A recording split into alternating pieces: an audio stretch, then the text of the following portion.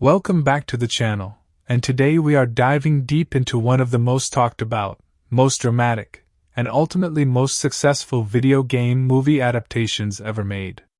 We are talking about Sonic the Hedgehog, the 2020 live-action and CGI hybrid film that took the world by storm, broke box office records, and gave us one of the most memorable villain performances in recent Hollywood history. So sit back, relax, and let us break down everything you need to know about this film, from its origins and overview, to its full plot, its incredible cast, its release details, and the wild behind-the-scenes story that almost made this movie a complete disaster before it even came out. Overview: Sonic the Hedgehog is a 2020 American action-adventure comedy film based on the globally beloved Sonic video game franchise originally created by Sega, the Japanese video game company. The film was directed by Jeff Fowler, who was making his feature film directorial debut with this project, and the screenplay was written by Pat Casey and Josh Miller.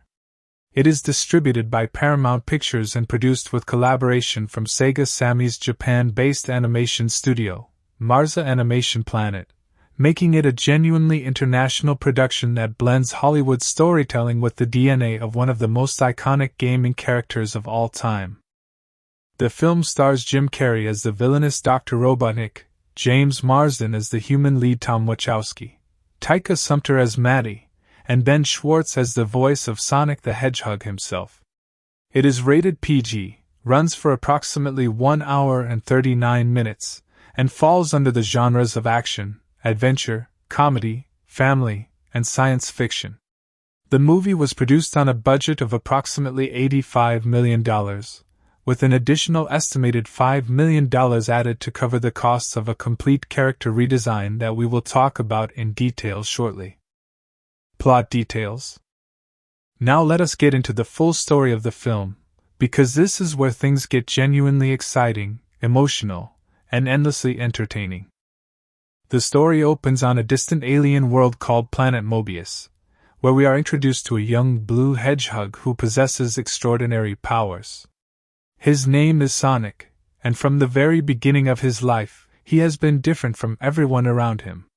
He can run at speeds that defy all logic, he can generate powerful electrical energy, and he can curl into a ball and move with the force of a missile.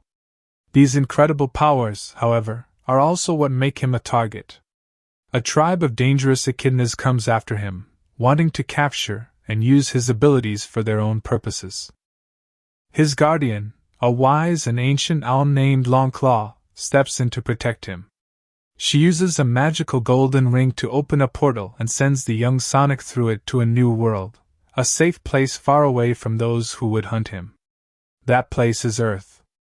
Longclaw gives him a bag of rings capable of opening portals to other worlds, telling him that if he is ever discovered on Earth, he must use a ring to escape immediately to the next safe destination, a distant planet covered in giant mushrooms. She stays behind to fight off the echidnas, and Sonic lands on Earth completely alone, just a small child with unimaginable power and nobody to call a friend. 10 years pass. Sonic has made a life for himself in secret near the small rural town of Green Hills, Montana. He lives in a cave that he has filled with items he has collected over the years, stolen from dumpsters and garage sales. He has made himself a comfortable little world, but it is a world built entirely on loneliness. Nobody knows he exists. He watches the people of Green Hills from a distance, particularly the town's sheriff, a warm-hearted man named Tom Wachowski, whom Sonic privately calls the Donut Lord because he once saw Tom talking to a donut while eating it in his police car. Sonic admires Tom and considers him a kind of distant friend, even though they have never actually spoken. Tom himself is at a crossroads in his life. He loves Green Hills and its people, but he feels like he is meant for something bigger. He has applied for a position with the San Francisco Police Department and has been accepted, and he and his wife Maddie, a veterinarian, are preparing to leave their small town behind and move to the city. Tom carries a quiet guilt about wanting to leave, but the desire to do something that truly matters pushes him forward. One night, Sonic is alone in an open field playing baseball with himself. He pitches, he runs to the other side of the field, he hits, he runs back and catches it, over and over again, all by himself. The fun of the game cannot cover up the deep loneliness underneath it, and in a moment of raw emotional pain, Sonic simply lets go and runs. He runs faster and faster, pushing his speed to its absolute limit, and in doing so he accidentally releases an enormous burst of electromagnetic energy that knocks out power across the entire Pacific Northwest. It is a blackout that covers a massive portion of the United States, and it immediately gets the attention of the government. The United States Department of Defense brings in a genius scientist named Dr. Ivo Robotnik to investigate the source of the energy surge. Robotnik is a man of extraordinary intelligence and absolutely zero humanity. He is arrogant, condescending, deeply unpleasant to everyone around him, and utterly obsessed with control and power. His assistant, a loyal and long-suffering man named Agent Stone, follows him everywhere and absorbs an endless stream of abuse with quiet devotion. Robotnik begins his investigation using a fleet of advanced drones and mechanical devices, and it does not take long before he starts closing in on the source of the surge, which is Sonic. Sonic, terrified that he has been discovered, grabs his bag of magical rings and prepares to use one to escape to the Mushroom Planet. But Tom comes home that same night and discovers Sonic hiding in his garage. The two have a startled encounter, and Tom, in a panic, shoots Sonic with a tranquilizer dart. Before Sonic loses consciousness, he throws a ring in the air, and the portal it opens leads not to the Mushroom Planet but to the top of a building in downtown San Francisco. The bag of rings sails through the portal and lands on that rooftop, and the portal closes. Now Sonic has no way to escape, and no way to open another portal without his rings. He is completely stranded. When Sonic wakes up, he tells Tom everything.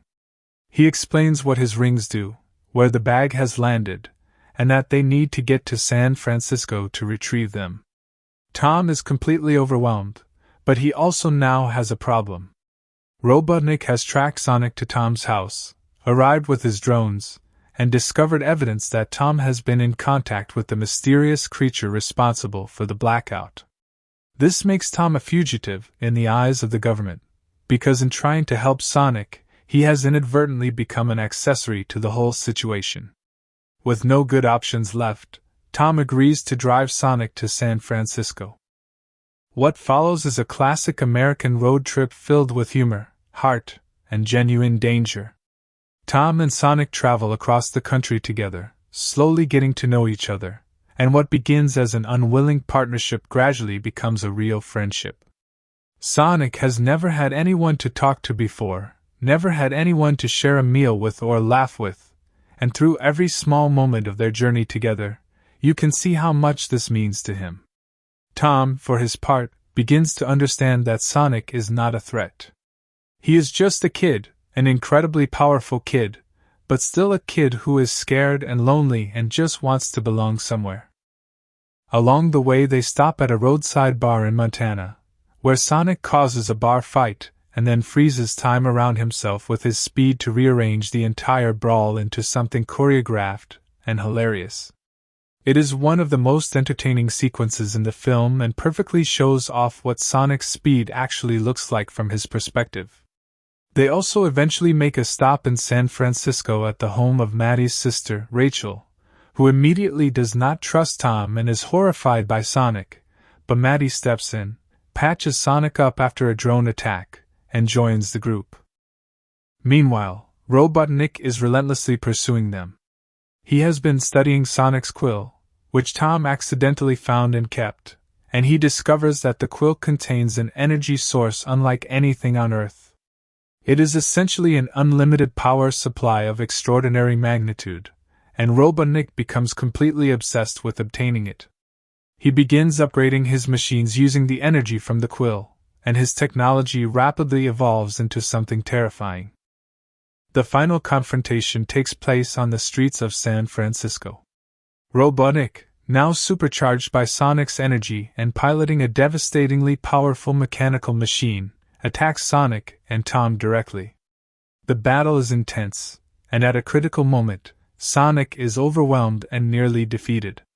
But the people of Green Hills, who have followed the situation and rallied around Sonic and Tom, show up to help.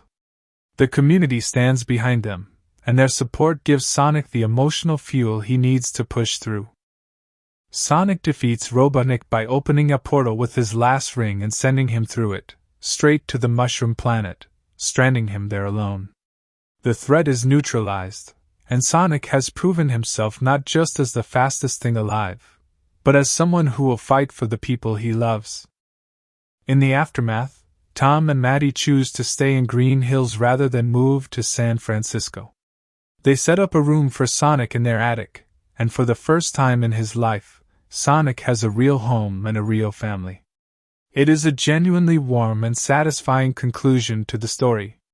In the post-credits scene, we see Tails, Sonic's iconic fox companion from the video games, arriving on Earth through a ring portal, setting up the sequel in a way that thrilled fans around the world. Cast. The cast of this film deserves a great deal of credit for making the whole thing work as well as it does. Ben Schwartz voices Sonic the Hedgehog. Schwartz is best known for his role as Gene Ralphio on Parks and Recreation, and he brings an enormous amount of energy, warmth, and quick-witted humor to the role. His voice performance is perfectly calibrated to match Sonic's personality, fast-talking, enthusiastic, emotionally expressive, and deeply funny without ever losing the genuine heart underneath. Jim Carrey plays Dr. Ivo Robotnik, and he is absolutely electric in the role. Carrey taps into the same manic, physically explosive comedic energy that made him famous in the 1990s, and his performance as Robotnik is one of the most purely enjoyable villain portrayals in any family film in years. He improvised a significant portion of his dialogue and brought a level of commitment and physical comedy to the character that elevates every scene he is in. James Marsden plays Tom Wachowski, the human lead and Sonic's unlikely best friend. Marsden is a natural at this kind of likable everyman role, and he brings genuine warmth and comedic timing to Tom. His chemistry with the CGI Sonic is remarkably convincing, which is not easy to pull off. Taika Sumter plays Maddie, Tom's wife and a veterinarian who ends up helping Sonic when he is injured. She brings grounded warmth to the role and serves as the emotional anchor of the human side of the story. Natasha Rothwell plays Rachel, Maddie's sister, and she is consistently hilarious throughout the film. Her complete and utter distrust of Tom is played for maximum comedic effect. Lee Majdoub plays Agent Stone, Robotnik's devoted and long-suffering assistant, and he is excellent in the role, often delivering some of the film's funniest understated moments simply by reacting to Carrey's chaos. Neil McDonough appears as Major Bennington, a senior military officer who brings in Robotnik to investigate the energy surge. He has a limited amount of screen time but makes a strong impression. Adam Pally also appears as a deputy sheriff in Green Hills who has a memorable and funny encounter with Sonic early in the film. Release date and box office. Sonic the Hedgehog had its world premiere at the Paramount Theater on January 25, 2020, and was officially released in theaters in the United States on February 14, 2020, Valentine's Day. The release was rated PG for mild action, rude humor, and brief scary images. Now here is the part of the story that almost did not happen. When the very first trailer for the film dropped in April 2019, the internet reacted with immediate and overwhelming horror. Sonic's original design in the film gave him a realistic human-like body with small beady eyes, humanoid teeth, and a proportionally incorrect physique that bore little resemblance to the beloved character fans had grown up with. The backlash was massive and immediate. Fans across the world were furious, and the mockery spread across every corner of social media within hours. In a move that shocked the entire film industry, director Jeff Fowler and Paramount Pictures actually listened. They announced that Sonic would be completely redesigned before the film's release, which pushed the release date back by 3 months from November 2019 to February 2020. The redesign cost an estimated additional $5 million and took approximately 5 months of work from the animation teams. When the second trailer dropped with the new design, the reaction was overwhelmingly positive, and audiences rewarded the studio's decision to respect their concerns by showing up in massive numbers. The film opened with $58 million in its opening weekend from 4,167 theaters across North America, and earned $70 million over the 4-day President's Day holiday weekend. That opening set a new record for the biggest debut ever for a video game adaptation, surpassing the previous record held by Detective Pikachu from 2019. Globally, the film earned over $319 million against its production budget of approximately $85 to $87 million, making it a massive commercial success by any measure. On Rotten Tomatoes, the film holds a 64% score from critics, with reviewers consistently praising Jim Carrey's performance and the improved Sonic design, while noting some weaknesses in the plot's originality. Audience scores were considerably higher, reflecting how much general viewers, especially families and fans of the games, enjoyed the experience. Trailer info. The film had 2 major trailers. The first trailer, released in April 2019, became infamous almost instantly due to Sonic's controversial original design and the internet backlash it generated. It stands as one of the most talked about trailer moments in recent Hollywood history, and it directly led to the complete redesign of the main character. The second official trailer, released in November 2019, showcased the redesigned Sonic and was met with widespread enthusiasm and relief from fans. It highlighted the humor, the action, the chemistry between Sonic and Tom, and the full manic glory of Jim Carrey as Robotnik. The second trailer essentially rebuilt public confidence in the film and played a significant role in its eventual box office success. Legacy and sequels. Sonic the Hedgehog went on to launch a full franchise. Sonic the Hedgehog 2 was released in 2022 and earned over $405 million worldwide. Sonic the Hedgehog 3 followed in 2024 and received the strongest critical reviews of the trilogy, holding an 88% score on Rotten Tomatoes. A spin-off series called Knuckles, starring Idris Elba as the voice of Knuckles the Echidna, was released on Paramount Plus in April 2024. A fourth film has also been announced and is set for release in March 2027. Combined, the 3 films in the franchise have earned over $900 million worldwide, cementing Sonic as one of the most successful video game movie franchises ever made. The story of Sonic the Hedgehog begins not on Earth, but on a distant and vibrant alien world called Planet Mobius. This is a world full of life and wonder, and it is here that we are first introduced to a very young, very small blue hedgehog named Sonic. From the very moment we meet him, it is clear that Sonic is extraordinary. He possesses a power that nobody else on his world has, the ability to run at speeds that are simply incomprehensible. He is barely more than a toddler, and yet he can move faster than anything alive. He does not fully understand his own power yet, but it is undeniably a part of who he is, as natural to him as breathing. However, this power is also a curse.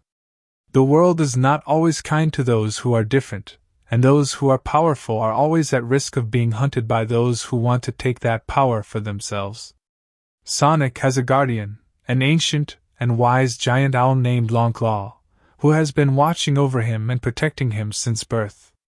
Longclaw understands better than anyone just how dangerous Sonic's abilities make him. She has raised him with love and care, but she has also always known that one day, the world would come for him. That day arrives sooner than either of them expected.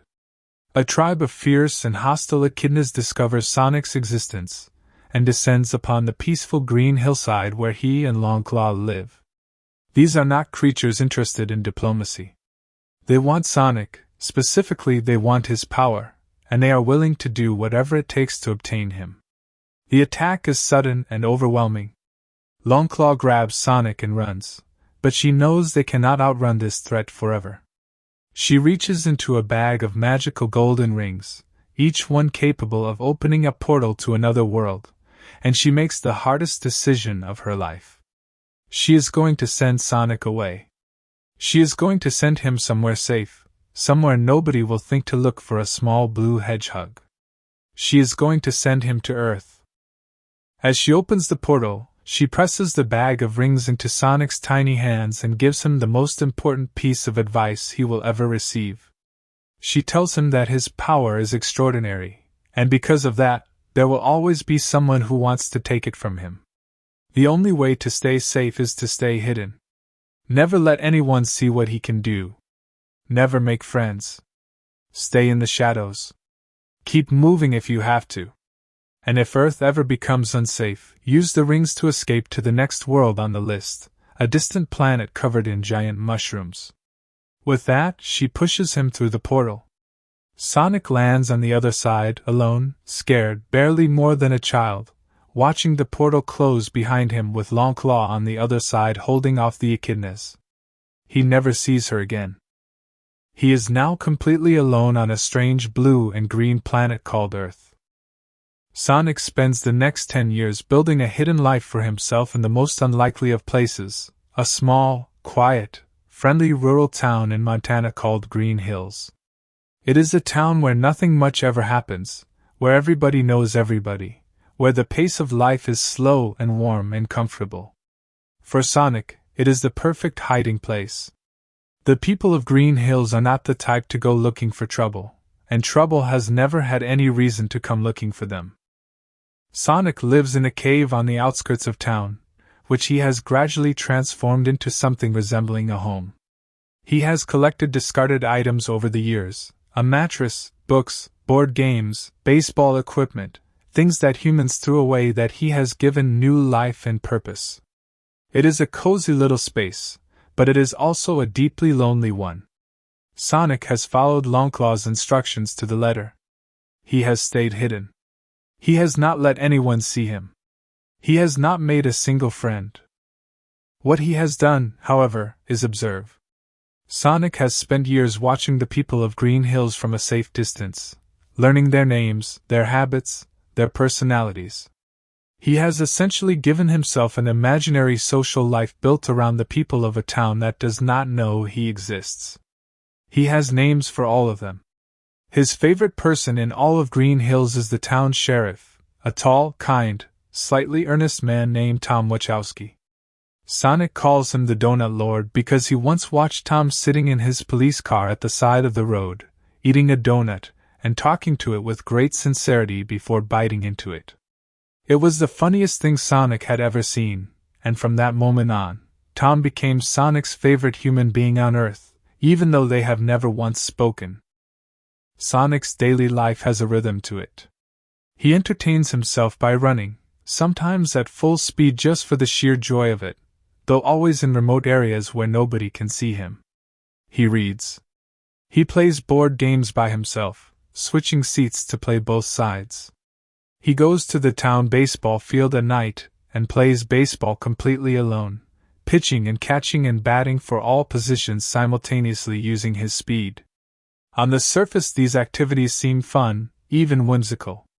But underneath all of it is a loneliness so profound and so constant that Sonic has simply learned to carry it as part of who he is. He has convinced himself that this is fine. That this is enough. That it has to be enough, because it is the only option he has.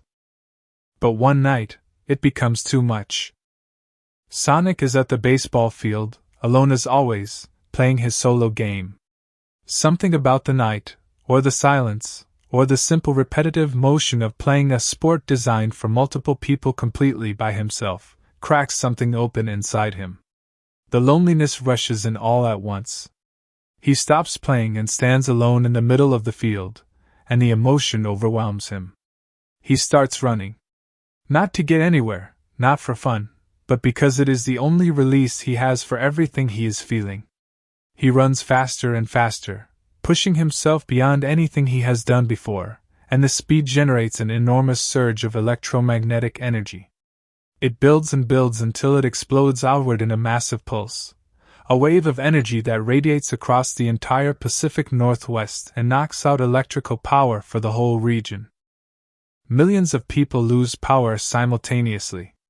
The blackout is enormous, unprecedented, and completely inexplicable. It gets the immediate attention of the United States government, and the government decides they need their best, most capable mind on the job. They call in Dr. Ivo Robotnik.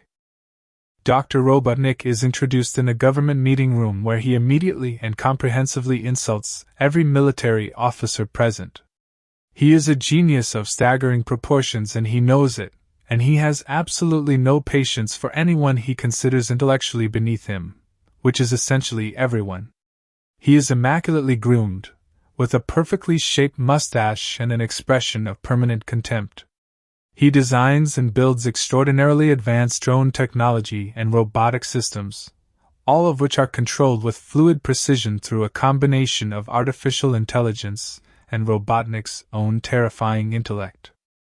His assistant, Agent Stone, follows him everywhere with the devotion of someone who has simply accepted that serving a genius of this magnitude is its own strange privilege. Stone absorbs Robotnik's constant condescension and occasional outright cruelty with remarkable patience, always producing exactly what Robotnik needs, whether that is a precisely prepared latte or a tactical readout of a target location. Robotnik accepts the government's assignment and immediately mobilizes his drones to investigate the source of the electromagnetic pulse. He quickly determines that the energy signature does not match anything of terrestrial origin. Whatever caused this blackout was not from Earth.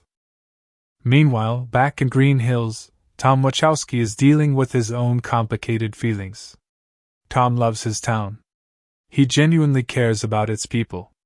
But he also feels like his life is somehow smaller than it was supposed to be. He wants to do something that matters on a larger scale, to protect people in a place where protection is actually needed rather than enforcing the speed limit on a road where nobody drives too fast anyway. He has applied to join the San Francisco Police Department, and has been accepted. He and his wife Maddie are planning to leave Green Hills behind and move to the city. Maddie is warm, grounded, practical, and deeply supportive of Tom. She is a veterinarian with a gift for caring for animals, and she loves Tom unconditionally even when she sees through his sometimes overly idealistic view of the world. Maddie has already gone ahead to San Francisco to start looking for apartments, leaving Tom behind in Green Hills to handle the last few weeks of his job and prepare for the move. Tom is alone in the house one evening when he hears something moving in his garage. He investigates carefully, and what he finds stops him cold. There is a small blue creature sitting in his garage, visibly distressed and clearly not any animal Tom has ever seen before. Before either of them can process what is happening, Tom reacts on instinct and shoots the creature with a tranquilizer dart from a tube in his garage. Sonic, hit by the dart, immediately begins losing consciousness. But in those final seconds before he goes under, he panics and throws one of his golden rings in the air, desperate to open a portal and escape. The ring opens a portal, but instead of sending him to the mushroom planet as intended, the chaotic circumstances send the entire bag of rings through the portal onto the roof of a building in downtown San Francisco. The portal closes. Sonic collapses unconscious. And now his only means of escape to another world is sitting on a rooftop hundreds of miles away. When Sonic wakes up, he is still in Tom's garage, and Tom is staring at him with an expression somewhere between terror and scientific fascination. Sonic, who has spent a decade watching humans from a distance, is simultaneously thrilled to finally be talking to a real person and absolutely terrified by the situation he is in. He explains everything to Tom in his characteristically rapid-fire way: the rings, the portals, the fact that his escape bag is now in San Francisco, the fact that there are dangerous people who are going to be coming for him very soon. Tom is overwhelmed. This is not the kind of thing that happens in Green Hills, Montana. But before he can even decide what to do with this information, Robotnik's drones arrive at his house. Robotnik has traced the trail of the energy signature directly to this property. Tom manages to hide Sonic and get outside to meet the agents, but Robotnik finds evidence that Tom has been in contact with whatever caused the blackout. Tom is now officially a person of interest, effectively a fugitive, because in the government's eyes he has been knowingly sheltering an unknown alien entity.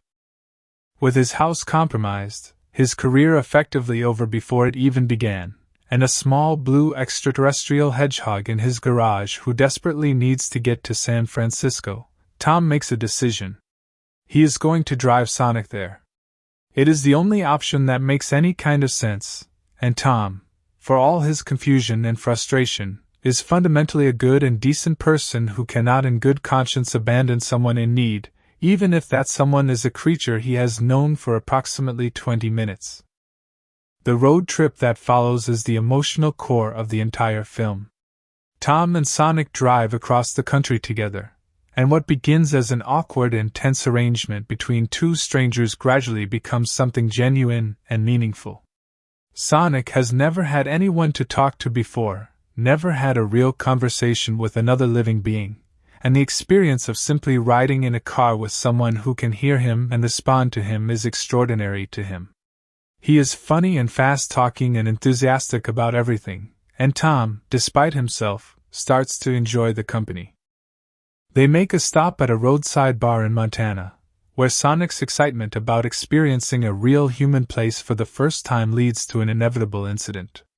A group of aggressive and unpleasant men at the bar takes exception to something Tom says, and before long a fight breaks out. Sonic, watching from outside, cannot help himself.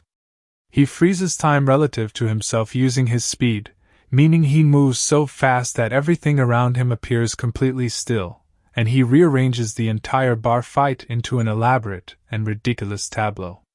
He repositions people mid-punch, redirects fists, swaps drinks, and sets everything up so that when he steps back and the world resumes its normal speed, the fight resolves in the most chaotic and unexpected ways possible. It is one of the most entertaining sequences in the film, hilarious and inventive and a perfect showcase of what Sonic's speed actually looks and feels like from his perspective. As they travel, the two begin to open up to each other. Tom talks about his desire to move to San Francisco, his feeling that he wants a life where he can make a real difference. Sonic, who has been listening, challenges Tom on this in a surprisingly earnest way.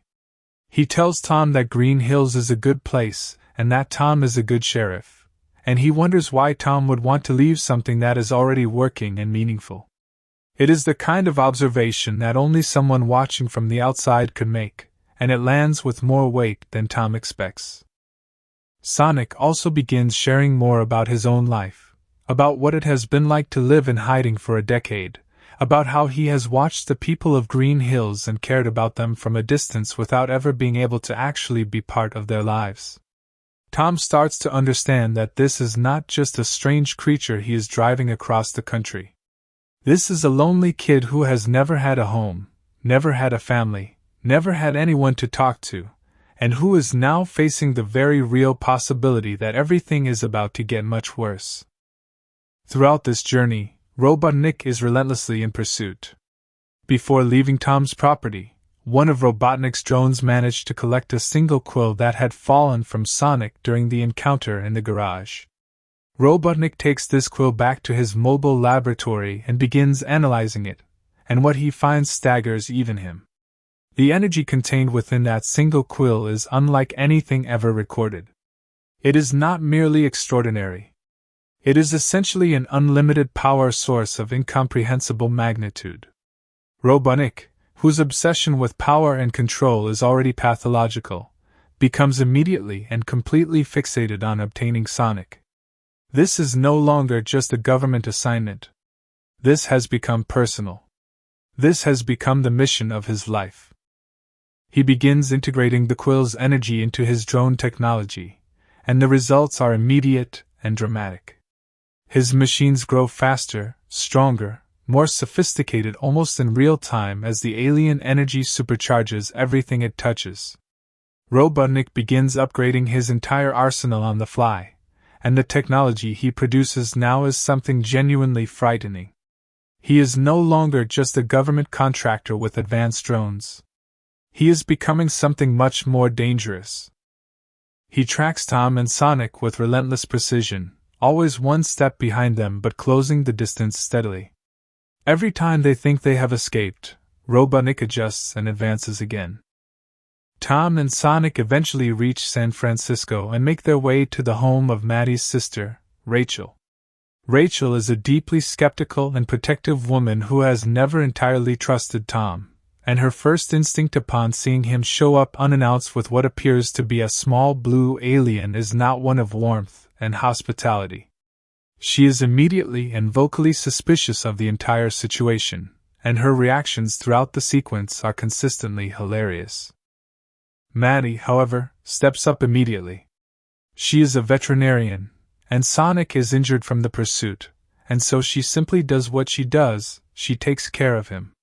She patches up his wounds with calm professional efficiency and genuine compassion, and in the process becomes one of the first humans to treat Sonic not as a threat or a curiosity but simply as someone who needs help. The moment is quiet and warm and it matters enormously to Sonic. With Maddie now part of the group, the three of them make their way to the rooftop building where Sonic's bag of rings landed.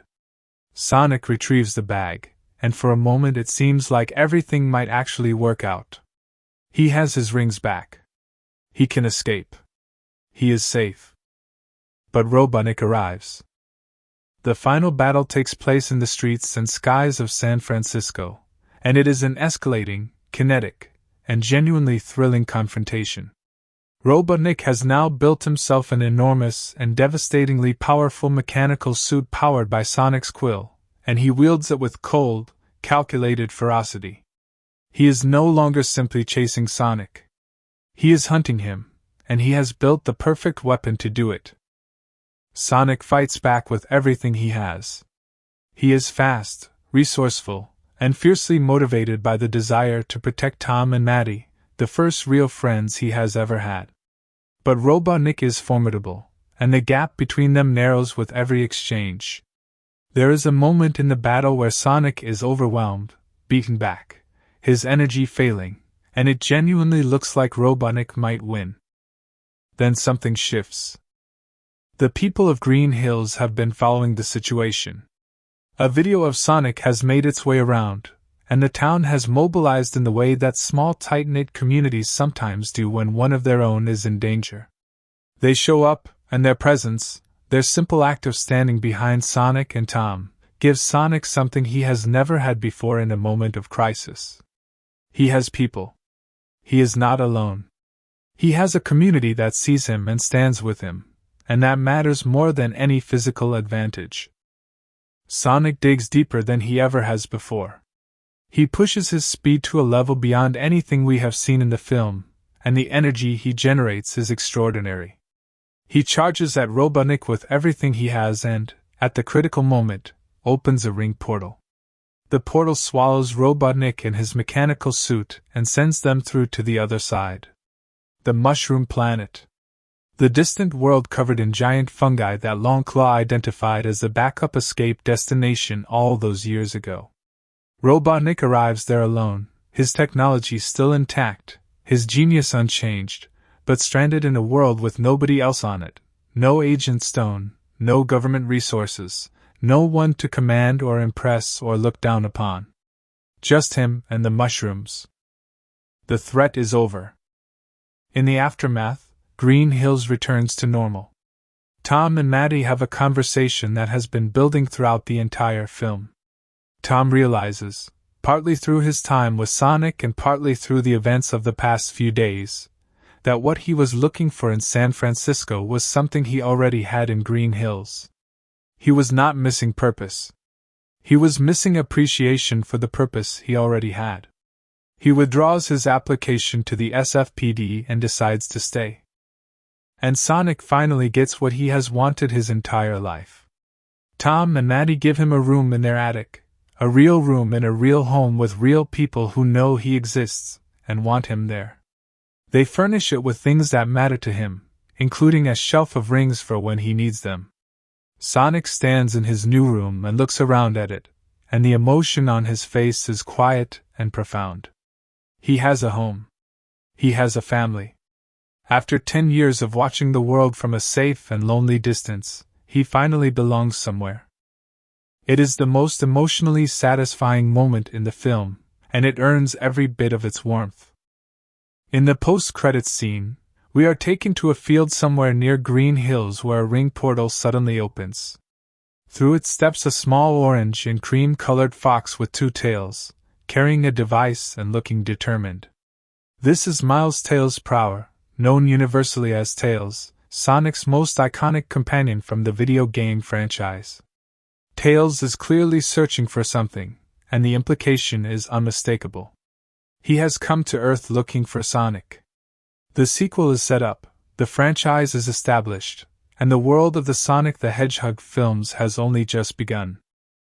That is the complete story of Sonic the Hedgehog 2020, a film about speed and power on the surface, but at its deepest level a story about loneliness, belonging, friendship, and what it truly means to find a home. It is a film that almost did not make it to the screen in the form we eventually saw, and the fact that it did, and that it resonated so deeply with audiences around the world, is a testament to the power of listening to the people who care most about a story and getting it right. The complete and lengthy life history of the main actors of Sonic the Hedgehog 2020. Jim Carrey. James Eugene Carrey was born on January 17, 1962, in Newmarket, Ontario, Canada. He grew up in a household that was deeply loving but also marked by financial struggle and instability. His father, Percy Carey, was an accountant and also a gifted amateur musician, and it was from his father that Jim inherited both his sensitivity and his love of performance. His mother, Kathleen, suffered from chronic illness throughout much of Jim's childhood, and the household revolved significantly around managing her health and keeping the family together through difficult circumstances. Jim was the youngest of 4 children, and from a very early age it was clear that he was different from other kids. He was hyperactive, intensely imaginative, and possessed of a need to perform that was almost impossible to suppress. He would make faces at himself in the mirror for hours. He would do impressions of teachers, neighbors, television personalities, anyone he observed with enough attention to mimic. His mother, despite her illness, encouraged this side of him. She found his performances funny and she laughed at them genuinely, and that laughter was the first audience Jim Carrey ever had, and it was the one that mattered most to him.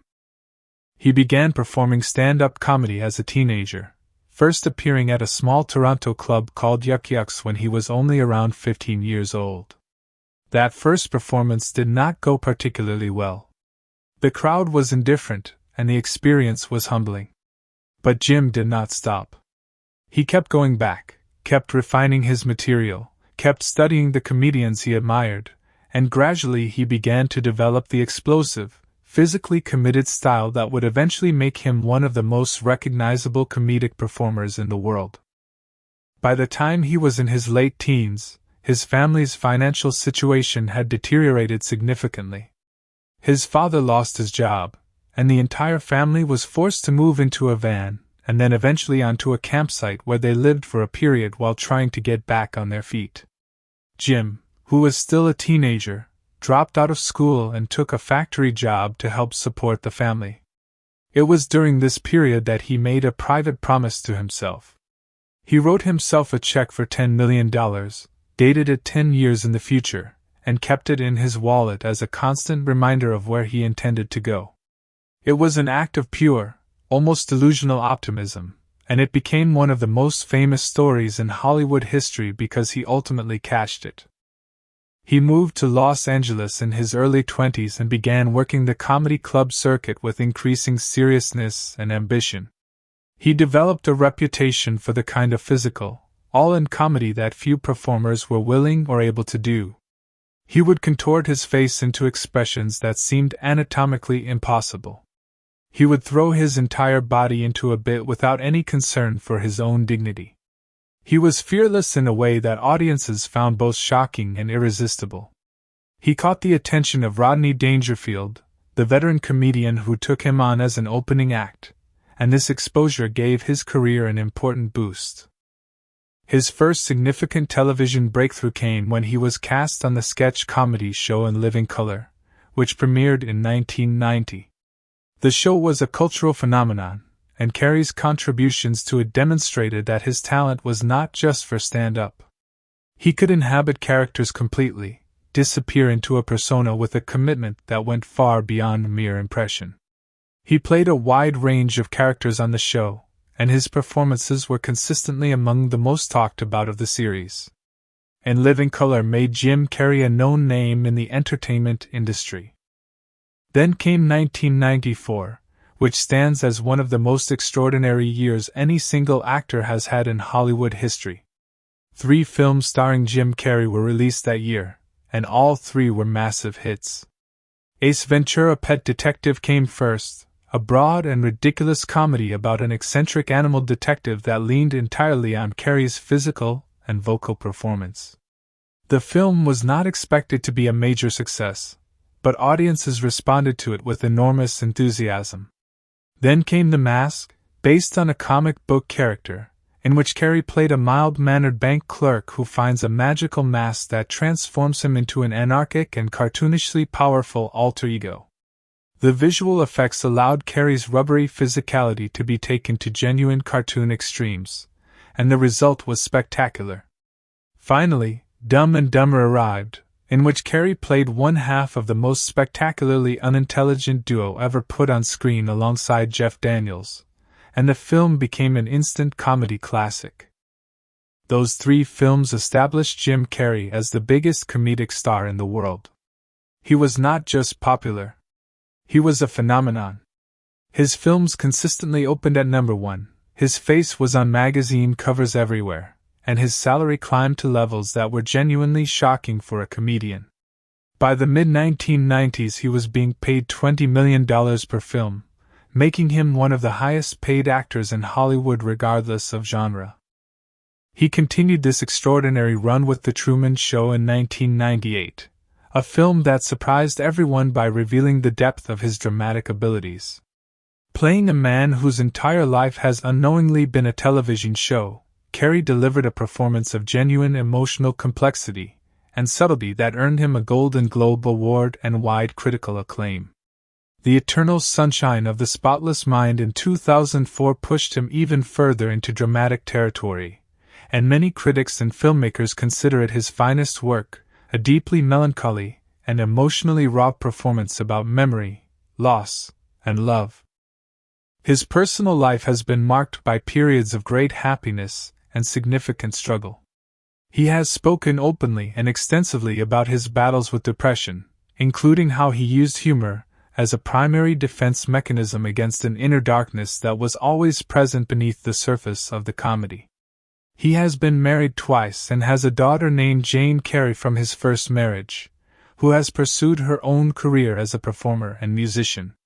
He has had several high-profile romantic relationships, and some of the most painful periods of his personal life became fodder for his creative work in ways that he has discussed with remarkable candor in interviews over the years. He has also pursued serious visual art as a personal passion, spending significant time creating paintings and sculptures, and has been open about art being a form of therapy and self-expression that comedy alone cannot provide.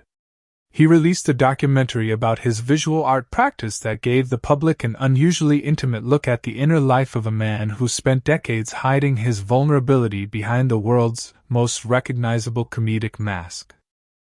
By the time Sonic the Hedgehog came around in 2020, Carrey had largely stepped back from Hollywood. He had been selective about his projects for years and had said in interviews that he was essentially semi-retired. His decision to play Dr. Robotnik was therefore significant, and he threw himself into the role with the same totality that defined his best work. His performance in the film was universally praised, and it reminded an entire generation of younger audiences why Jim Carrey had once been the biggest star in the world. Ben Schwartz. Benjamin Schwartz was born on September 15, 1981, in New York City, New York. He grew up in the Bronx and later in a suburb of New York, raised in a Jewish household in a family that valued education and hard work. From childhood, Schwartz was drawn to performance and comedy, though the path he took toward a professional career was more traditional and disciplined than one might expect from someone whose comedy style appears so effortlessly spontaneous.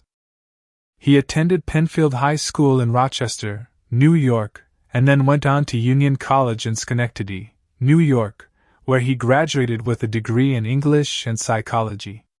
The combination of those two subjects is actually telling when you look at his work, because Schwartz has always been a performer who thinks carefully about character psychology and finds the humor within it rather than imposing jokes from the outside. He was involved in comedy and theatrical performance throughout his college years, and by the time he graduated he had a clear sense of what he wanted to do with his life, even if the path there was not yet obvious. After college, Schwartz moved to New York City and threw himself into the world of improvisational comedy. He became a core member of the Upright Citizens Brigade Theater, which is one of the most important and prestigious improv comedy training grounds and performance venues in the country. UCB, as it is universally known among performers, has produced an extraordinary number of major comedy talents, and the training it provides in the principles of improv, particularly the foundational rule of yes, and deeply shaped the way Schwartz thinks about performance, collaboration, and character work. He spent years performing at UCB, honing his skills in front of live audiences night after night, developing the rapid-fire verbal energy, the willingness to commit completely to a bit no matter how absurd, and the ability to listen and respond to scene partners in real time that now defines his performance style.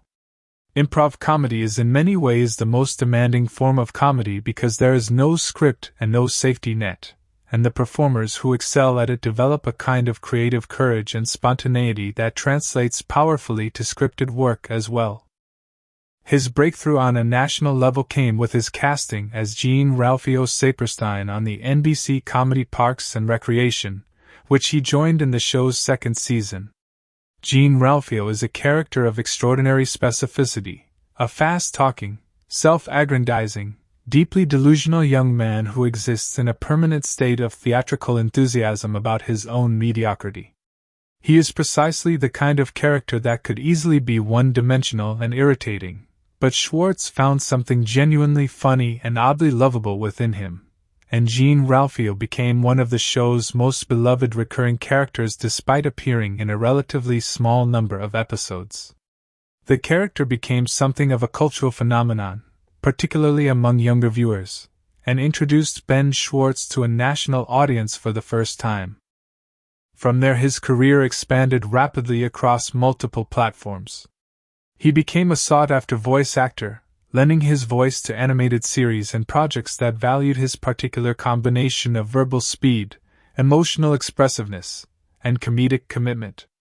He played the lead role of Leo in the animated series House of Lies, and he had roles in a number of films and television projects that demonstrated his range beyond the broad comedy of Jean-Ralphio.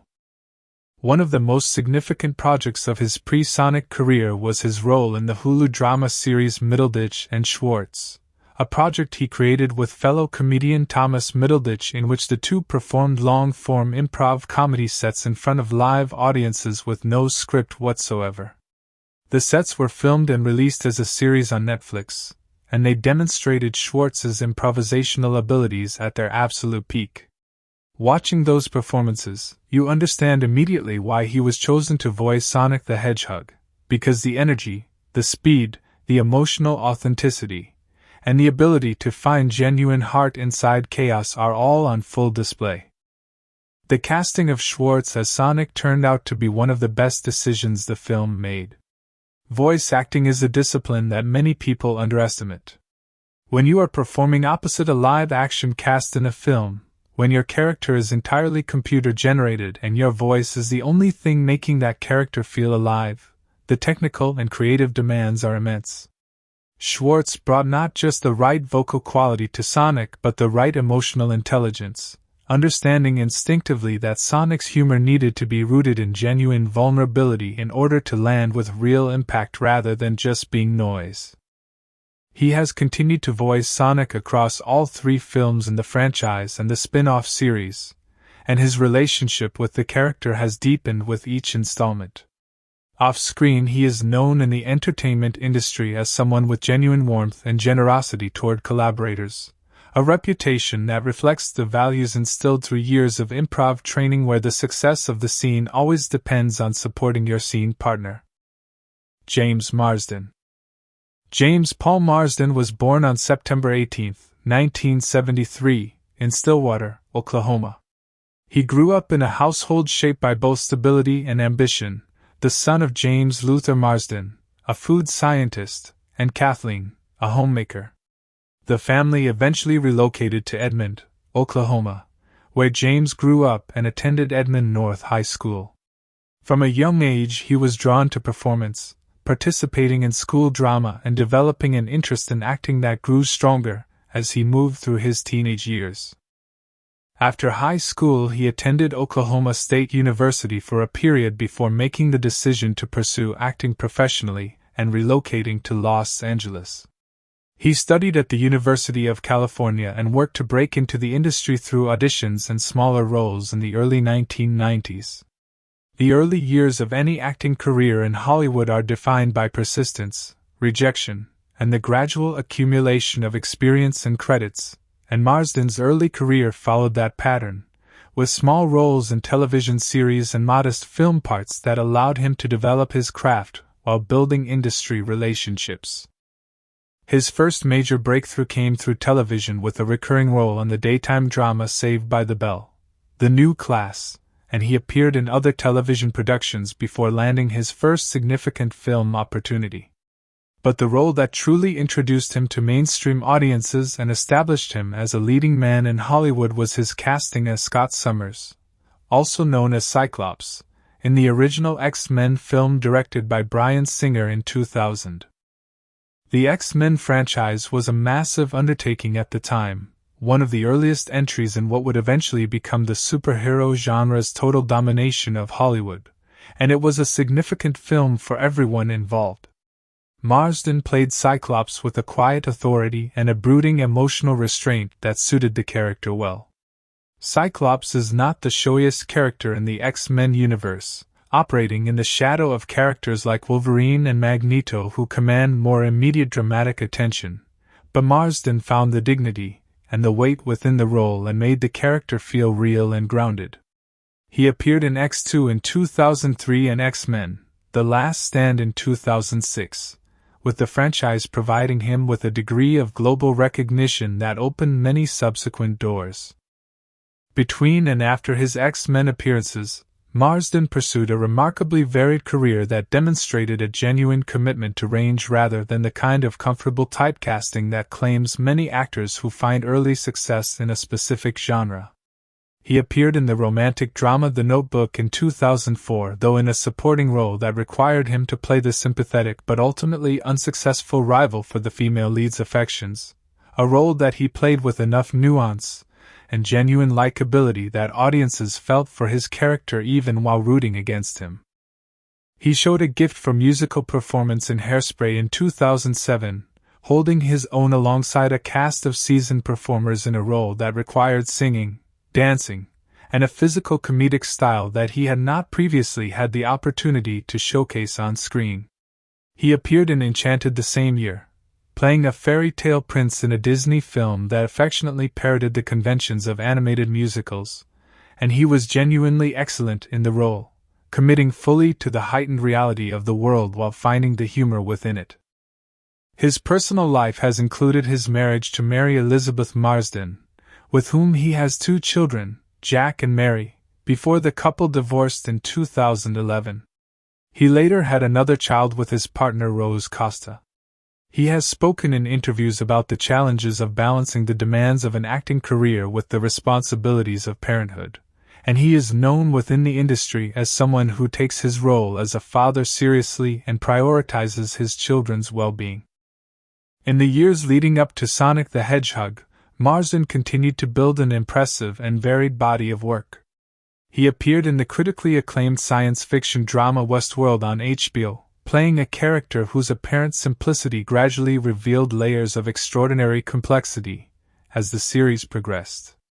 His performance in that show reminded critics and audiences alike that beneath his natural warmth and likability was a performer capable of genuine dramatic depth and moral ambiguity. His casting as Tom Wachowski in Sonic the Hedgehog played to his greatest natural strength as a performer, the ability to be immediately likable, grounded, and genuine without appearing to be working at it. Tom is essentially the heart of the human side of the film, the character through whose eyes the audience experiences Sonic's world, and that requires a performer who can make an audience trust them instinctively and quickly. Marsden does this better than almost anyone in his generation, and his chemistry with the CGI Sonic is one of the primary reasons the film works as well as it does. Taika Sumpter. Taika Sumpter was born on August 20, 1980, in Queens, New York. She grew up in the St. Albans neighborhood of Queens in a household that shaped her with strong values and a deep sense of community. Her early life in New York gave her a grounded and practical perspective on the world that has informed her approach to her career ever since. She attended Marymount Manhattan College in New York City, where she studied broadcast journalism, a choice that reflected both her communication skills and her comfort in front of an audience. However, it was acting rather than journalism that ultimately claimed her ambitions, and after completing her education she began pursuing performance with increasing seriousness. She worked in modeling in the early stages of her career, which gave her experience with the camera and with the specific kind of presence and composure required in visual media. But her real passion was always for acting and the kind of storytelling that required genuine emotional engagement rather than simply looking good in front of a lens. Her television career began with smaller roles before she landed a significant recurring role on the long-running daytime drama One Life to Live, in which she played the character Layla Williamson. Daytime drama is an underappreciated training ground for actors because the pace of production is relentless, the volume of material to be learned and performed is enormous, and the expectation that performers will deliver emotionally credible work consistently and under significant time pressure develops a discipline and a professional reliability that serves actors well throughout their careers. She then transitioned to primetime television with a significant role in the drama series Gossip Girl, playing Raina Thorpe in the show's fourth season. Gossip Girl was at the height of its cultural influence during this period, and the exposure gave Sumpter a substantially larger platform. The character she played was a sophisticated and confident young woman navigating the complicated social world of New York's elite, and Sumpter brought genuine intelligence and presence to the role. Her film career developed alongside her television work, and she became particularly well known within the African American entertainment community for her work in Tyler Perry Productions.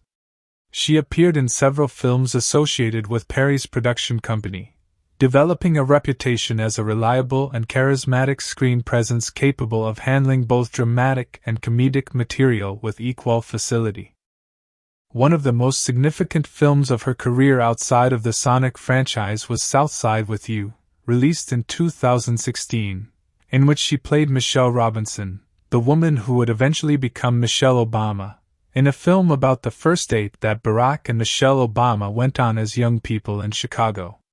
The film required Sumpter to inhabit a real historical figure with enough authenticity to be convincing while the subject of that portrayal was still very much alive and in the public eye. She researched the role extensively and delivered a performance that was widely praised for its intelligence, warmth, and restraint. She also served as one of the film's producers, demonstrating an ambition and a business acumen that extended beyond simply performing in projects to actively shaping them. In Sonic the Hedgehog, Sumpter plays Maddie Wachowski, Tom's wife and a veterinarian whose practical compassion becomes one of the most important elements of Sonic's eventual sense of safety and belonging. It is a role that requires warmth and groundedness above all else, and Sumter brings those qualities naturally and generously to every scene she is in. She has continued in the role across the subsequent films in the franchise and has spoken about the experience of working on the series with genuine affection. And that is the complete life history of the four principal actors of Sonic the Hedgehog 2020. Each of them brought an entirely different background, a different path through the industry, and a different set of strengths to the film, and the combination of those individual qualities is a large part of what made the movie work as well and as warmly as it ultimately did. Let us start from the very beginning of how this film came to life, because the production story of Sonic the Hedgehog 2020 is genuinely one of the most dramatic, chaotic, surprising, and ultimately triumphant stories in recent Hollywood history. This was not a smooth production. This was not a film that glided effortlessly from concept to screen. This was a movie that almost destroyed itself before it even had a chance to exist, and the fact that it ended up being the record-breaking success it became is a story worth telling in full detail. The road to production. The idea of a Sonic the Hedgehog feature film had been floating around Hollywood for an extraordinarily long time before anyone actually managed to make it happen. Development conversations began as far back as the early 1990s, shortly after Sonic first appeared as a video game character in 1991, and immediately became one of the most recognizable gaming mascots in the world. Sega knew they had something culturally significant on their hands, and the natural next step for any character of that magnitude was always going to be film. However, turning a beloved video game character into a movie is a project that sounds straightforward but is in practice enormously complicated, involving rights negotiations, creative vision alignment, studio interest, and the very real challenge of taking something that works in one medium and making it work in an entirely different one. For years the project never got past early conversations. Various concepts were pitched and various parties expressed interest, but nothing ever reached the point of actual commitment. It was not until 2013 that Sony Pictures formally acquired the film rights to the Sonic the Hedgehog property, which represented the first genuine step toward making a feature film a reality.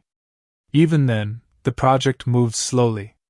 The challenge of figuring out what kind of film a Sonic the Hedgehog movie should be, what tone it should strike, what the story should be, and crucially how Sonic himself should look and feel in a live-action context, was one that took years to work through. Jeff Fowler was brought on to direct in 2016. This was a significant decision because Fowler was not a director with a long list of feature film credits. He was best known for having directed a short animated film called Go for Broke back in 2004, which had been nominated for an Academy Award, and he had worked extensively in visual effects and animation. His background in animation and visual effects made him a logical choice for a film that was going to require the seamless integration of a CGI character into a live-action world, but it was also a significant leap to hand him a major studio production of this scale as his feature directorial debut.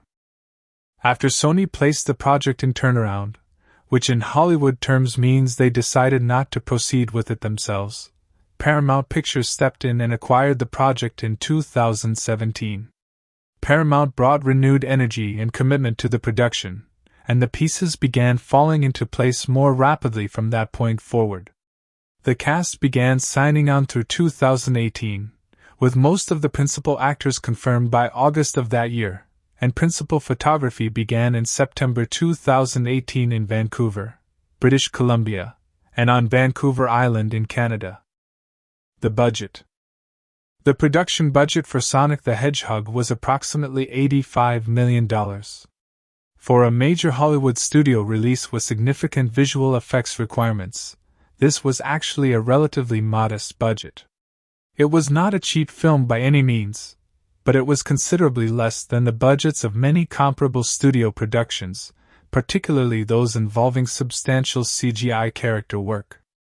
The production team worked within these constraints with considerable creativity and discipline, and the decision to shoot primarily in Canada was partly driven by the financial advantages of filming there, including access to substantial tax credits and subsidies from the British Columbia film industry, which contributed approximately $15 million in public subsidy to the production. The primary locations in Vancouver and on Vancouver Island served the film's requirements well. The small-town warmth of Green Hills, Montana, the film's central setting, was convincingly replicated using real Canadian locations, and the production design team did excellent work creating the specific visual texture of a close-knit American small town without actually needing to go to Montana. The San Francisco sequences required more elaborate production work, with location shooting in the city itself combined with studio work to create the grand final battle sequence. The visual effects budget was a significant portion of the overall production spend, for reasons that will become very clear when we get to the redesigned story. Creating Sonic as a believable and expressive CGI character living and interacting in a real-world environment required an enormous amount of technical work. Every scene featuring Sonic required the visual effects team to construct him from scratch, to light him to match the real environment he was being placed into, to animate his expressions and movements with enough believability that audiences would accept him as genuinely present in the scene. This is the kind of work that is both extraordinarily demanding and almost entirely invisible to audiences when it is done correctly, which is precisely how it should be. The animation was handled in collaboration with the Moving Picture Company, a major visual effects studio with extensive experience in photorealistic digital character creation. They worked closely with Jeff Fowler and the production team to develop Sonic's look, his movement style, the way his quills behaved, the texture and quality of his fur, and the expressiveness of his face, all of which needed to be sophisticated enough to carry the emotional weight of the story. The redesign crisis and its cost. Now we come to the part of this production story that is truly extraordinary, and that stands as one of the most remarkable events in recent Hollywood history. In April 2019, Paramount released the first official trailer for Sonic the Hedgehog. The internet's reaction was immediate, unanimous, and absolutely devastating. The Sonic presented in that trailer bore a design that attempted to make the character feel more realistic and grounded in a live-action context. He had a humanoid body with proportions closer to a real animal, small beady eyes set far apart on his face in the manner of an actual hedgehog, and most notoriously, a set of human-like teeth that struck audiences as deeply and inexplicably wrong. The overall effect was a character who looked simultaneously too realistic and completely wrong, uncanny in the most uncomfortable possible way. The reaction online was not merely negative. It was a cultural event. The mockery was instant and global. Fan artists immediately began redesigning Sonic themselves, demonstrating with remarkable clarity exactly what the character should look like. Memes proliferated by the millions. The hashtags relating to the bad Sonic design trended worldwide. Gaming communities, film communities, general audiences who had never played a Sonic game in their lives all united in the shared opinion that this design was not acceptable. What happened next was genuinely unprecedented. Jeff Fowler took to social media within days of the trailer's release and made a direct and unambiguous public commitment.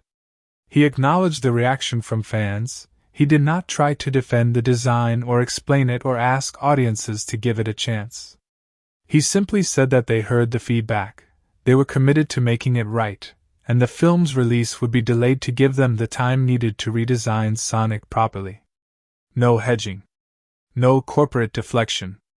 A direct, honest, and accountable response to a creative failure. The film's release date was pushed back from November 2019 to February 2020, a delay of approximately 3 months. The redesign work required roughly 5 months of intensive effort from the animation team at the Moving Picture Company. This was an extraordinary undertaking because it was not simply a matter of changing Sonic's appearance in a handful of scenes. Sonic appears throughout the entire film. Every single shot featuring Sonic had to be rebuilt from scratch using the new design. The new Sonic had larger expressive eyes, a more recognizable face, proportions that echoed the classic video game character while still allowing him to function within the live-action world, and an overall design that felt genuinely true to the character fans had grown up with. The cost of this redesign was approximately $5 million, bringing the effective total production budget to somewhere between $87 and $90 million depending on how various costs are accounted for. That additional $5 million was one of the best investments Paramount Pictures ever made, because without the redesign the film would almost certainly have been a significant box office failure rather than the record-breaking success it became. When the second trailer was released in November 2019 featuring the redesigned Sonic, the reaction was a complete reversal of the first. Audiences were delighted. Fans who had been furious expressed genuine gratitude that a major studio had actually listened to them and acted on their feedback rather than pushing forward with a creative decision the audience clearly rejected. There was a widely shared feeling that Paramount had done something rare and admirable, and many viewers committed to seeing the film specifically because they wanted to reward that decision with their ticket purchases. The box office results. The film opened on February 14, 2020, Valentine's Day, across 4,167 theaters in North America. The opening weekend gross was $58 million over the traditional 3-day weekend, and $70 million over the 4-day President's Day holiday weekend. These numbers shattered the previous record for the biggest opening weekend for a video game adaptation, which had been held by Detective Pikachu from 2019 with $54 million. Globally, the film earned over $100 million in its opening weekend, a remarkable figure that immediately established it as a major commercial success.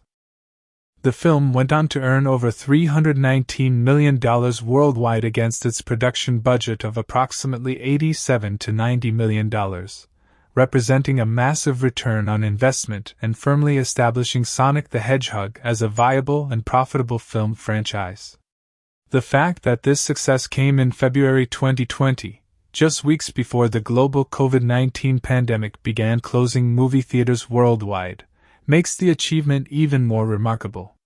Had the film's original November 2019 release date been maintained, it is entirely possible the pandemic's impact might have been less severe on its theatrical run, but it also might have been a far less successful film with the original Sonic design. The redesign delay was ultimately a gift in multiple ways. The making of key scenes. The production of specific sequences in the film involved creative problem-solving and technical innovation that is worth examining in detail. The bar fight sequence, in which Sonic uses his speed to freeze time and rearrange the entire fight, was one of the most technically demanding sequences in the film to produce. The concept required the visual effects team to create a fully realized frozen moment in time within a practical real-world location, with Sonic visible and moving while everything around him appeared completely still. Every element of that frozen moment, the people mid-punch, the drinks in mid-spill, the furniture mid-collision, had to be carefully choreographed, and then just as carefully reconstructed in post-production to accommodate Sonic's presence and movement within the scene. Director Jeff Fowler has spoken about how much time and planning went into making that sequence feel genuinely funny and visually coherent rather than simply confusing, because the comedy depends entirely on the audience being able to follow exactly what Sonic is doing and why the results are so absurd. Jim Carrey's scenes required a specific kind of creative freedom and infrastructure that the production was careful to provide. Carrey is known throughout his career for his improvisational instincts, his tendency to find better or funnier versions of written material in the moment of performance, and his absolute physical commitment to whatever he is doing. The production team and the writers were well aware of this and built flexibility into the shooting schedule for his scenes specifically to accommodate the reality that the best version of a Jim Carrey performance is often not the one written in the script. Carrey and James Marsden had scenes together that required the two performers to navigate a very specific dynamic, with Marsden's grounded and realistic Tom serving as the straight man to Carrey's increasingly unhinged Robotnik. This is a classic comedic pairing, the grounded and the absurd, and it requires both performers to understand their roles precisely. Go too far in either direction and the balance collapses. Marsden's remarkable ability to react with genuine authenticity to whatever Carey was doing in any given moment was crucial to the success of their shared scenes. The scenes between James Marsden and the CGI Sonic presented their own unique technical and creative challenges. Marsden was performing opposite nothing more than a tennis ball on a stick during filming, which marked the approximate eye line and position of Sonic in the scene. Everything about Sonic's presence, his personality, his reactions, his movement, had to be imagined by Marsden in the moment of filming and then constructed by the animation team in post-production. The fact that their chemistry feels as genuine and warm as it does is a testament both to Marsden's imagination and commitment as a performer, and to the animator's ability to create a Sonic whose responses feel authentically matched to what Marsden was doing in the original footage. Funny moments on set. Now let us get into the genuinely entertaining behind-the-scenes moments, because this production had plenty of them. Jim Carrey was by all accounts a constant source of comedy and energy on set, which will surprise absolutely nobody who has followed his career. His approach to playing Robotnik involved a level of physical commitment that was reportedly both hilarious and slightly alarming to witness. He developed specific mannerisms for the character, particular ways of holding his body, specific vocal inflections, precise physical gestures, all of which he worked on obsessively and then deployed with complete abandon on set. Cast and crew members who worked alongside him during filming have described the experience of watching him arrive on set and immediately transform into Robotnik as genuinely startling even after you had seen it multiple times, because the transformation was so total and so immediate. One of the most widely discussed on-set stories involves Carey's improvisational tendencies during the filming of Robotnik's scenes. The writers had crafted specific dialogue for the character, but Carey would frequently arrive with his own variations, additions, and entirely new lines that he had developed overnight, or simply invented in the moment of filming. The production had to be sufficiently flexible to capture both the scripted version and Carey's improvisations, because it was not always immediately clear which version was better. Some of Robotnik's most memorable lines and moments in the finished film came from Carey's spontaneous inventions rather than anything written in the original script. His relationship with Lee Majdoub, who played Agent Stone, was reportedly a constant source of entertainment for the entire crew. The dynamic between Robotnik and Stone, where Robotnik is endlessly contemptuous and Stone endlessly devoted, played out in their on-set relationship in a comedic parallel. Carey would throw improvised insults and bizarre instructions at Majdoub during scenes, and Majdoub's job was to receive all of it with complete earnest sincerity, which he did brilliantly. The crew reportedly found watching their scenes together extremely funny even when the cameras were not rolling because Carey simply could not entirely turn off the character between takes. Ben Schwartz's contribution to the on-set atmosphere was significant even though he was not physically present for the filming.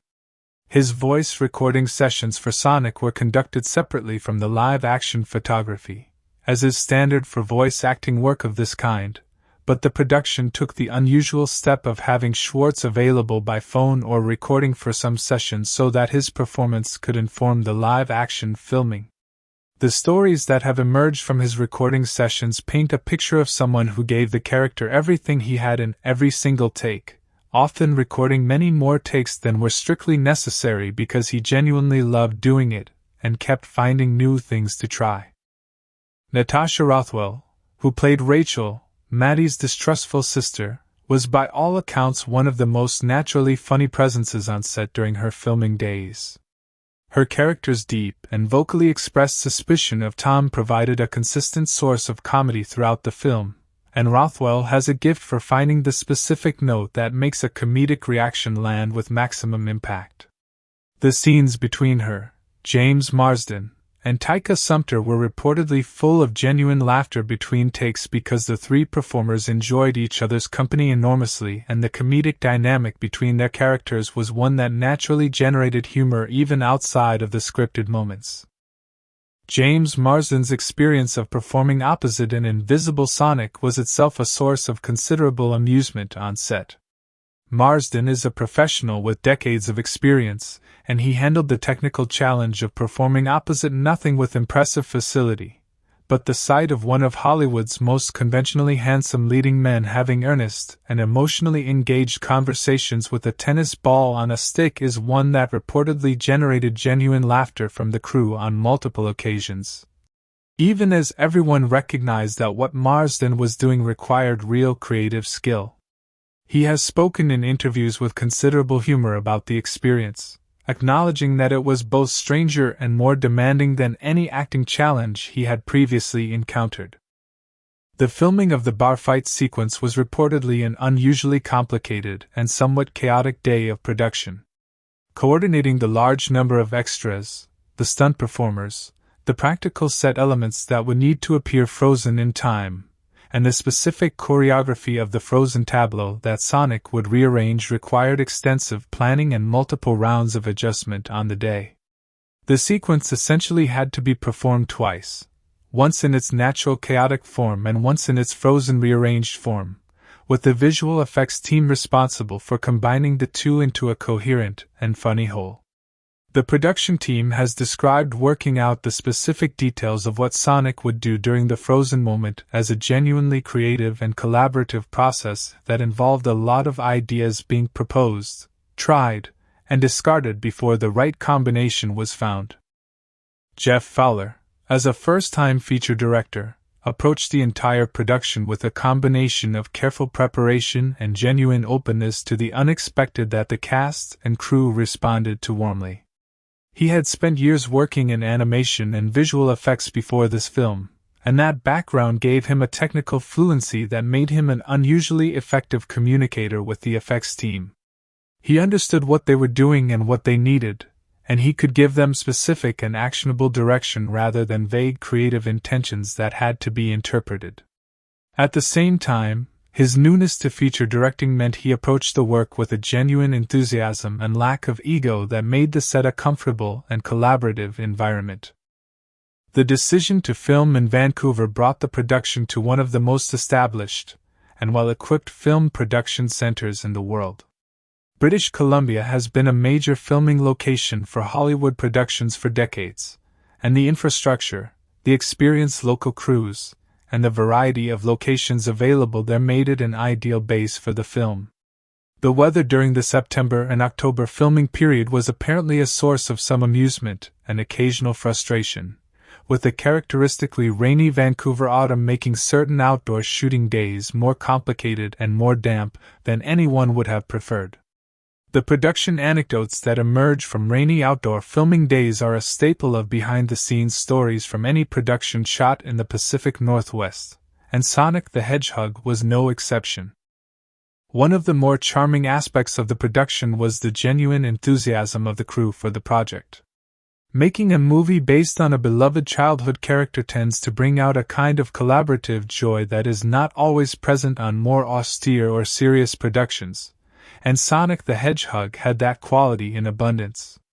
Many members of the crew had grown up with Sonic the Hedgehog as a video game character and brought a personal investment in getting the film right that went beyond simply doing their jobs professionally.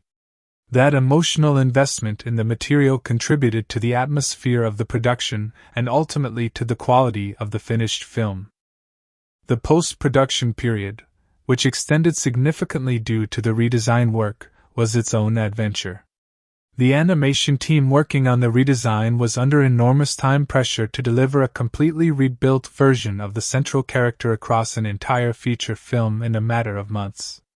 The work was exhaustive and the hours were long, but the team delivered, and the result vindicated both the decision to redesign and the extraordinary effort that went into executing that redesign on an extremely tight schedule. When the film was finally finished and released, and when the box office numbers came in over that opening weekend in February 2020, the The relief and celebration among the cast and crew was entirely genuine. This was a film that had faced a crisis that would have sunk most productions, that had responded to that crisis with courage and accountability, and that had ultimately delivered something audiences loved. That is a story worth celebrating, and the people who made it possible, from Jeff Fowler's willingness to publicly acknowledge the failure of the original design to the animation team that rebuilt Sonic from scratch, deserved every bit of the success that followed. To truly understand what Sonic the Hedgehog 2020 means as a cultural and historical document, you have to go back much further than the film itself. You have to go back to the very beginning of the character, to the world that created him, to the industry that shaped him, and to the decades of cultural evolution that eventually delivered him to a movie screen in February 2020. This is not simply a story about a film. This is a story about gaming culture, about the history of an entire entertainment industry, about the relationship between Japanese and American popular culture, about the way beloved childhood characters live in the memories of generations, and about what happens when all of those forces collide in a single Hollywood production. The birth of Sonic, and what he represented. To understand the cultural weight of the 2020 film, you first need to understand what Sonic the Hedgehog meant when he was created, because he was not simply a video game character. He was a deliberate and calculated cultural statement made at a very specific moment in history. In the late 1980s and early 1990s, the home video game console market was dominated by Nintendo. The Nintendo Entertainment System and then the Super Nintendo Entertainment System had established Nintendo as the undisputed ruler of the gaming world, and their mascot, Mario, was the defining figure of that dominance. Mario was cheerful, round, inoffensive, broadly appealing across all ages, a character designed to welcome everyone into the world of gaming without challenging or unsettling anyone. He was Nintendo's perfectly calibrated ambassador to the mainstream. Sega, the Japanese company that made the Mega Drive console known in North America as the Sega Genesis, was fighting for market share against Nintendo's overwhelming dominance, and they understood that they needed a mascot who could cut through that dominance by being everything Mario was not. They needed someone cool. They needed someone who had attitude. They needed someone who appealed specifically to the slightly older, slightly more rebellious end of the gaming audience, the teenagers who thought Mario was for little kids and who wanted a character that reflected their own sense of themselves as people who were fast, free, and did not follow the rules. Sonic the Hedgehog was created by a team at Sega that included artist Naoto Oshima, programmer Yuji Naka, and game designer Hirokazu Yasuhara. The character was the result of a specific creative brief to develop a mascot who could stand toe-to-toe with Mario in the cultural conversation and win over a demographic that Nintendo was not reaching.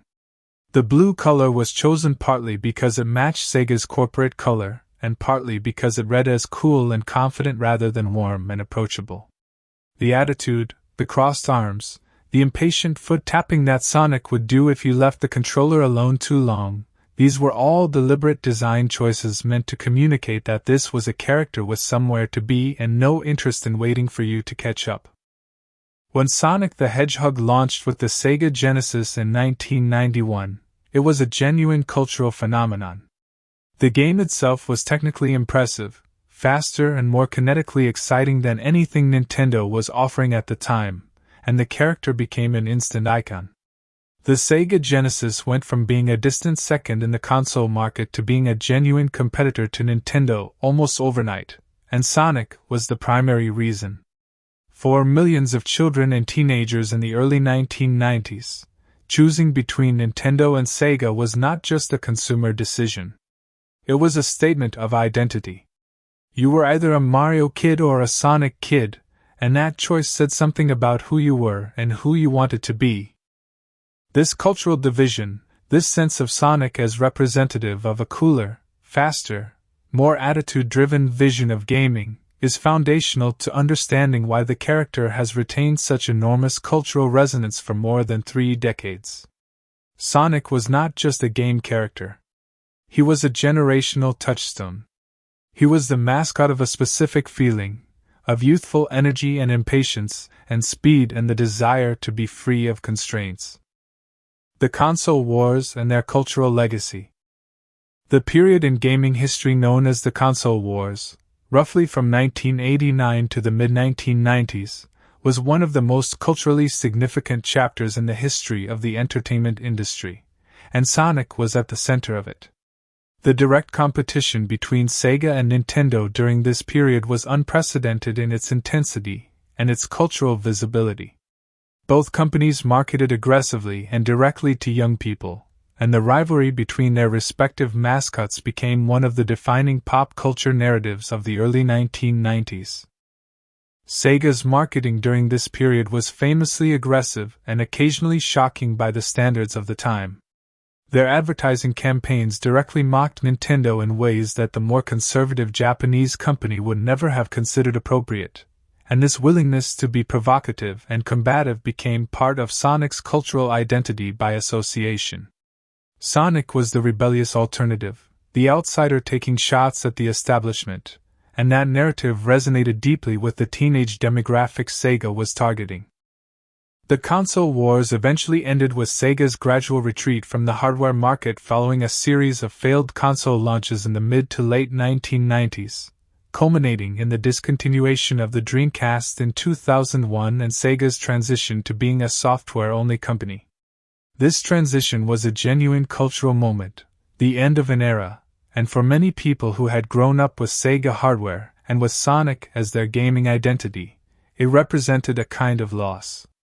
Sonic continued to exist as a character, appearing on Nintendo platforms among others in a development that would once have seemed genuinely impossible, but the cultural context that had given him his original edge was gone.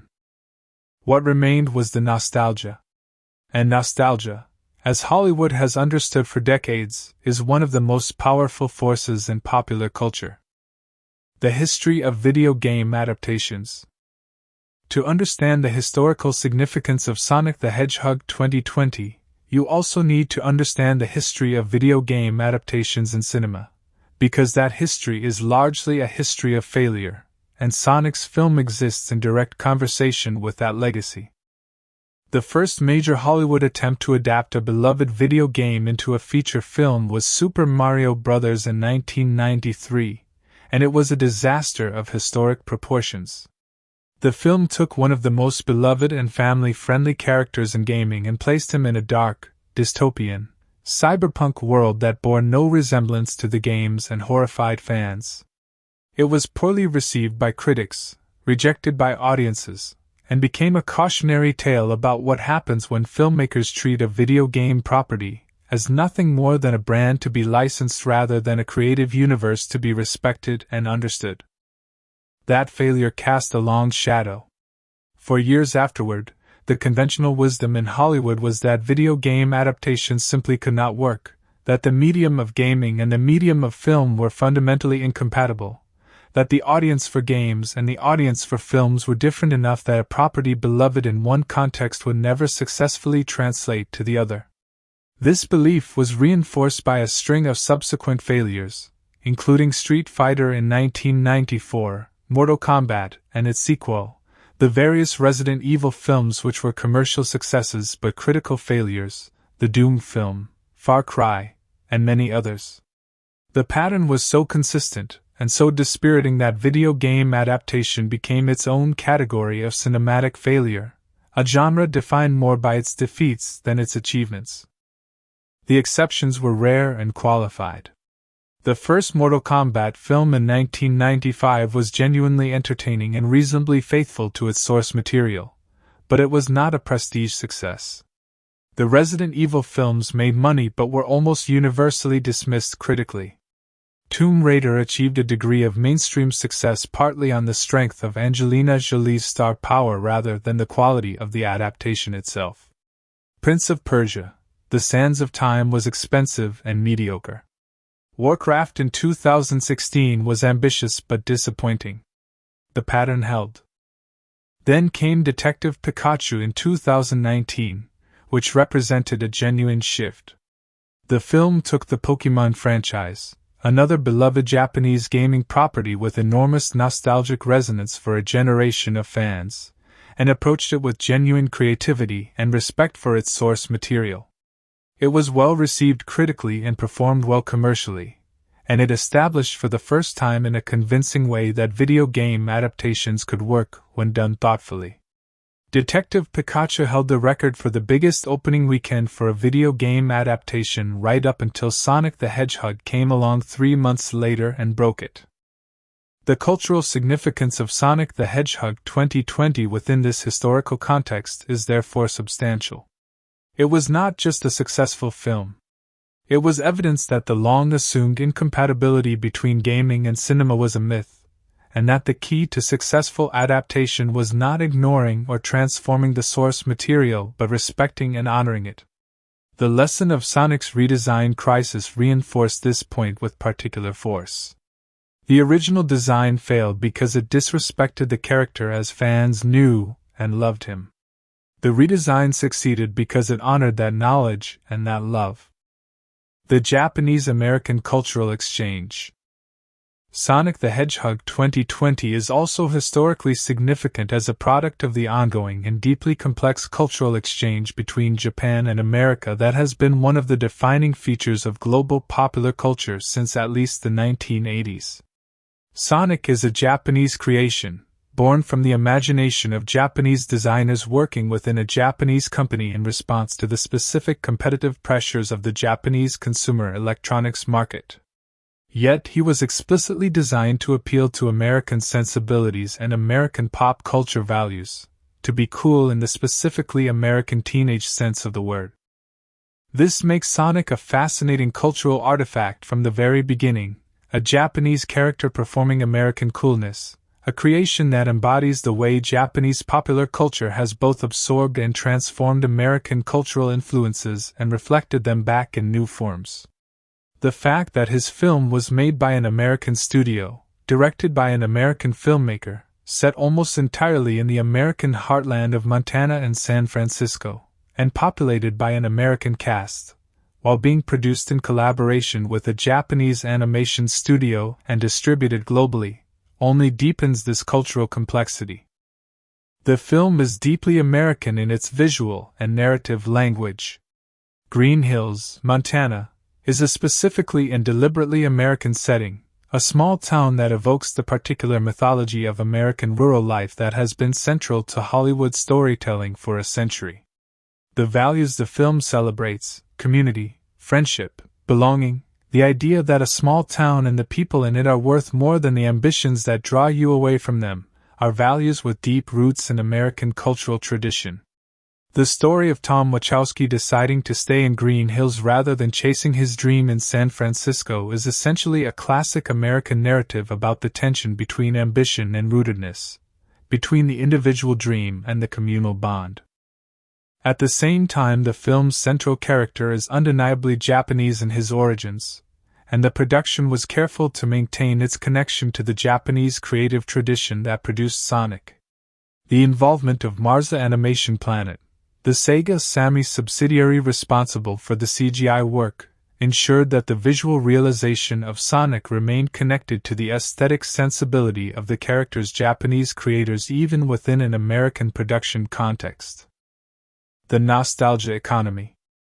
One of the most important cultural contexts for understanding Sonic the Hedgehog 2020 is what cultural critics and economists have identified as the nostalgia economy, the phenomenon by which entertainment properties draw much of their commercial power from the emotional connection audiences feel to beloved childhood experiences. The generation that grew up playing Sonic the Hedgehog games in the early 1990s was, by 2020, approximately in their late 20s to late 30s. They were adults with disposable income, and, in many cases, children of their own. They were exactly the demographic most likely to respond powerfully to a well-made Sonic the Hedgehog film, and they were also exactly the demographic most likely to take their children to see it. The film therefore had the potential to operate simultaneously as nostalgia for adult viewers and as fresh discovery for a new generation of younger viewers, a combination that is among the most commercially powerful in all of entertainment. This is precisely the model that the Marvel Cinematic Universe had been exploiting for years, and that Disney had been applying to its live-action remakes of beloved animated films. The emotional power of nostalgia is not simply sentimentality. It is a genuine psychological phenomenon, deeply tied to identity formation and to the experiences through which people came to understand who they were. For millions of people, Sonic the Hedgehog was present during some of the most formative years of their lives, and the opportunity to revisit that character in a new context, particularly when that revisiting is done with respect and affection for the original, triggers an emotional response that goes far beyond simple entertainment. The redesign crisis and its resolution actually served to amplify this nostalgia effect significantly. The original design was rejected so viscerally by fans not just because it was aesthetically unpleasant but because it felt like a betrayal of something they had a genuine emotional investment in. When Paramount responded by committing to honoring that investment, the emotional response was correspondingly powerful. People who saw the second trailer felt not just relief but gratitude, and gratitude is an emotion that translates directly into ticket purchases. Sonic as a symbol of fan power. The cultural and historical significance of the Sonic the Hedgehog redesign story extends far beyond the film itself. The events of April to November 2019, from the release of the first trailer, and the catastrophic fan reaction to Paramount's decision to redesign and the ultimate success of the second trailer, represent one of the most significant demonstrations in Hollywood history of the power of organized fan feedback to influence the decisions of major studios. Prior to this incident, the relationship between fan communities and Hollywood studios was largely one of frustrated powerlessness on the fans' side. Studios would make decisions about beloved properties, fans would react negatively, and studios would almost invariably proceed with their original plans anyway, sometimes accompanied by dismissive statements about the fans' inability to understand the creative vision. The Sonic redesign broke this pattern definitively and publicly. What made the difference was the scale and the specificity of the reaction. This was not simply a vague negative response. This was millions of people, from casual viewers to dedicated gaming fans to professional animators and designers, all saying the same specific thing. The character does not look right, and here is exactly why, and here is what it should look like instead. The clarity and consensus of the feedback made it impossible to dismiss as the complaint of a fringe minority, and Fowler and Paramount deserve genuine credit for recognizing this and acting on it rather than retreating into defensive justification. The Sonic redesign has since become a reference point in discussions about fan engagement, creative accountability, and the relationship between studios and audiences. It is cited regularly as an example of what can happen when a studio treats its audience as genuine creative stakeholders rather than passive consumers, and it has influenced how subsequent productions involving beloved properties have approached their public-facing communications and their responsiveness to fan feedback. The Sonic redesign is, in a very real sense, a historical event in the culture of filmmaking. The representation of American small-town life. One of the more quietly significant cultural aspects of Sonic the Hedgehog 2020 is its affectionate and genuine portrayal of American small-town life through the setting of Green Hills, Montana. The film presents small-town America not as a place of limitation and backwardness, which is often the default Hollywood treatment of rural settings, but as a place of genuine warmth, community, and value. The people of Green Hills know each other, care for each other, and when one of their own is in trouble they mobilize collectively to help. This is a vision of American community life that is both nostalgic and aspirational. The film uses this setting specifically to interrogate the cultural myth of the big city dream. Tom Wachowski's desire to leave Green Hills for San Francisco is presented sympathetically, because the desire to do something meaningful with your life is genuinely sympathetic, but the film ultimately argues that the meaningful life was already available to him in the place he was trying to leave. This is a narrative choice with deep roots in American cultural tradition, from the pastoral idealism of earlier American literature to the countless films and television shows that have used the tension between rural roots and urban ambitions as a central dramatic engine. In the cultural context of 2020, this theme carried additional resonance. American society had been experiencing for years an increasingly sharp divide between urban and rural communities, in terms of economic opportunity, political culture, and social values.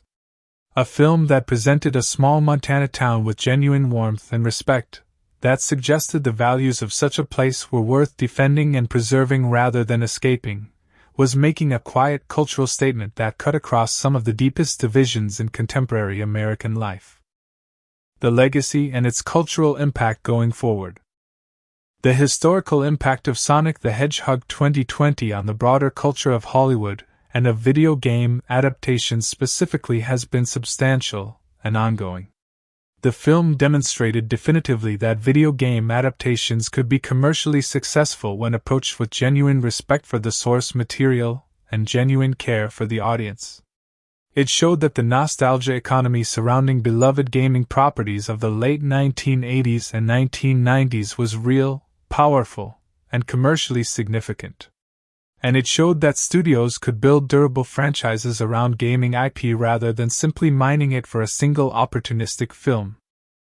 In the years since the film's release, the pace of video game adaptations in Hollywood has accelerated dramatically. The success of Sonic contributed to a shift in how the industry perceived gaming IP, from risky and difficult to adapt to potentially enormously valuable when handled correctly. Productions like the HBO series The Last of Us, the Uncharted film, the Super Mario Bros. Movie, and many others were developed in a cultural environment that Sonic the Hedgehog 2020 helped to shape. The willingness of studios to invest seriously in video game adaptations, to hire talented directors and casts and give the productions proper budgets, owes something to the precedent Sonic set. The franchise it launched has continued to grow. The two sequels, the spin-off series, and the announced fourth film represent a level of sustained investment in a video game-based film franchise that was essentially unprecedented before Sonic demonstrated it was possible. The character who began as a calculated piece of corporate strategy by a Japanese electronics company in 1991 has now, 3 decades later, become the centerpiece of one of the more successful film franchises in contemporary Hollywood. That journey, from the console wars to the multiplexes of 2020 and beyond, is one of the more remarkable stories in the history of popular culture.